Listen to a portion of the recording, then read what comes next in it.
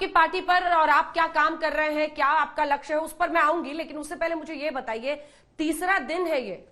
आपने भी देखा होगा बेगूसराय में किस तरह से शाम के 5 बजे 2 बाइक में सवार होकर 4 लड़के निकलते हैं, अंधाधुंध फायरिंग, 24 राउंड फायरिंग करते हैं,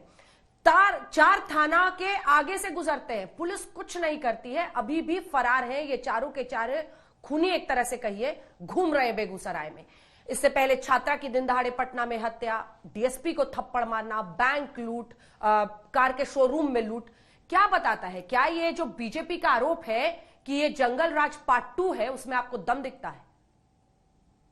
देखिए, ये यही बताता है कि लोगों की जो आशंकाएं हैं इस सरकार से, उस पे उन्हीं आशंकाओं को बल मिलता है। क्योंकि जब से ये सरकार बनी है, चाहे बात दावे कुछ भी किए जाएं, जो घटनाएं आप गिना रही हैं, इसके अलावा और कई घटनाएं ग्राउंड पे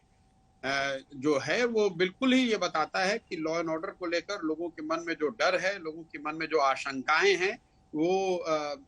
होती दिख रही हैं, वो सही साबित होती दिख रही हैं। और इस पे बेहतर प्रयास की जरूरत है। और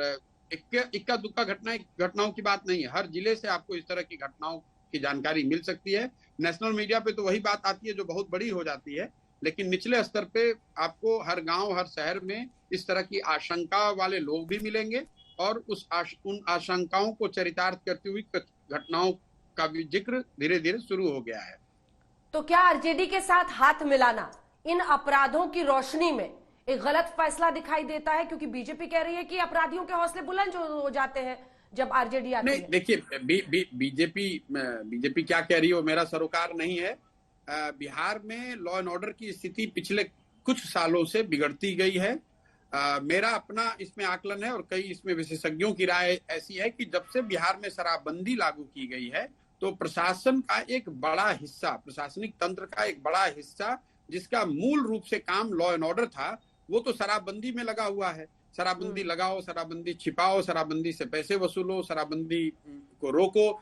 इन वजहों से सरकारी तंत्र का एक बड़ा हिस्सा एक ऐसे काम में लगा हुआ है जो उनका मूल काम नहीं है, और जिसकी वजह से शायद जो प्रोसिक्यूशन की एजेंसीज हैं, जो इन्वेस्टिगेशन की एजेंसी हैं, वो उनका एक बड़ा वर्ग शराबबंदी में लगे होने की वजह से रूटीन लॉ एंड ऑर्डर उत्तरोत्तर बिहार में खराब होता रहा है। और जब बीजेपी के साथ थे तो भी ये लॉ एंड ऑर्डर की स्थिति थी, अब शायद और बदतर हो गई है जैसा लोग बता रहे हैं। लेकिन ये ऐसा नहीं है कि ओवरनाइट नहीं हुआ है, पहले भी थी, बीजेपी साथ में थे तो दिख नहीं रहा था, अब आज साथ में नहीं है तो उनको दिख रहा है। मतलब आप सारा का सारा दोष क्या नीतीश कुमार पर मर रहे हैं? क्योंकि देखिए वही गृह मंत्री हैं, सरकार किसी के भी साथ बनाए, सरकार किसी के साथ बनाए, हाँ, गृह मंत्री वही रहते हैं, पुलिस उन्हीं के अधीन रहता है।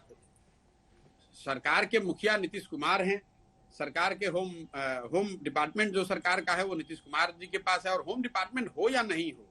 ओवरऑल जिम्मेवारी तो जो मुख्यमंत्री हैं उन्हीं की है। और मैं आपको कह रहा हूं कि ये स्थिति आज नहीं बिगड़ी है, पिछले 2-2.5 साल के से अगर आप आंकड़े उठाकर देखेंगे तो चाहे नीतीश जी बीजेपी के साथ थे या अभी महागठबंधन के साथ हैं, दोनों ही परिस्थिति में